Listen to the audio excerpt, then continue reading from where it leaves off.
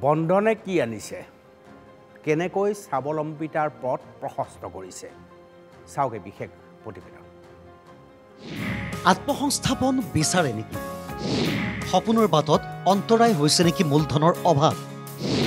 চিন্তা নকৰিব আপোনাৰ কাষত আছে বন্ধন বেংক বন্ধনে আনিছে আশাৰ জোৱাৰ বহুজনক পোহৰৰ বাট দেখুৱাইছে বন্ধন বেংকে এতিয়া যেন কেৱল এটা নাম হৈ থকা নাই বন্ধন বেংক হৈ পৰিছে কাৰোবাৰ বন্ধু কাৰোবাৰ পথ প্ৰদৰ্শক কাৰোবাৰ জীৱন যাত্ৰাৰ সংগী স্বনিয়োজনৰ ক্ষেত্ৰত বহুতকে সহায় কৰিছে বন্ধন বেংকে বহুজনকে স্বাৱলম্বী কৰিছে বন্ধন বেংকে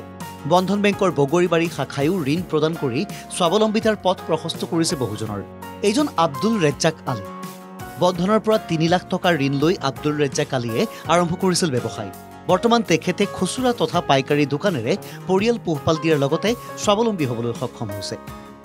বন্ধনৰ পৰা লোন লৈ কিনি আমাৰ দোকানৰ পৰা ফেমিলিবিলাক ভালে চলি আছে আৰু মই আশা কৰোঁ বন্ধন যেটো আছে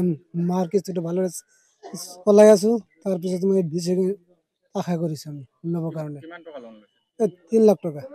এতিয়া আপোনাৰ পৰিয়াল কেনে চলি আছে ভালে চলি আছে ইয়াৰ পৰা প্ৰতি মুহূৰ্ততে আৰ্তজনৰ কাষত বিপদৰ বন্ধু হৈ থিয় দিছে বন্ধন বেংক এইজন সুৰমান আলী এদিন সুৰমান আলীকো ঋণ প্ৰদান কৰি স্বাৱলম্বিতাৰ সুযোগ প্ৰদান কৰিছিল বন্ধন বেংকে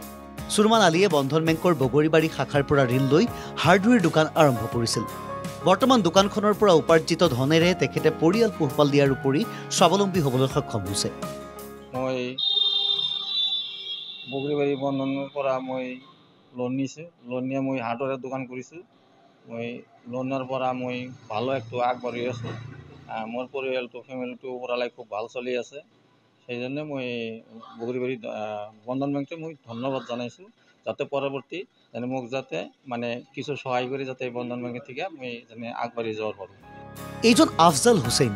বন্ধন বেংকৰ পৰা তেখেতে প্ৰথমে 30,000 আৰু পিছত ক্ৰমে 4,000 আৰু 1 লাখ টকা লৈ স্বাৱলম্বী হ'বলৈ সক্ষম হৈছে তেখেতে বৰ্তমান কাঠ আৰু ষ্টিলৰ ফাৰ্নিচাৰৰ দোকান দি সুন্দৰভাৱে চলাইছে পৰিয়াল ইয়াৰ বাবে আফজাল হুছেইনে বন্ধন বেংক বগৰীবাৰী শাখাৰ সমূহ কৰ্মচাৰীক ধন্যবাদ জনায় মই